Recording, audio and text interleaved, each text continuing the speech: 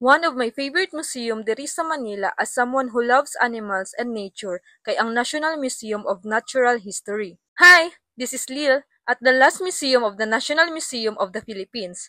Pagsulod pa lang nimo pak na ang building pa lang. Una nimong makita ang gitawag nilang Tree of Life that symbolizes the interconnectedness of all living things here in the Philippines. Sa isa ka entrance, mubungat nimo ang isa ka dako na skeleton na gitawag nilang sperm whale. Gina-showcase nila diri na museum ang unique and different ecosystems and natural wonders atong nasod.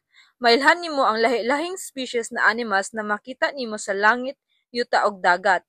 Pati mananap naa. Ma-experience pud nimo kung unsa imo makita if naa ka sa submarine. Makita diri ang wildlife, botany and plant life, geology and mineral, marine life, fossils, and botanical garden na makita sa Pinas. So if you're ever in Manila, this museum is a must visit. It's an amazing place to learn about the Philippines' natural wonders. Follow for more. Bye!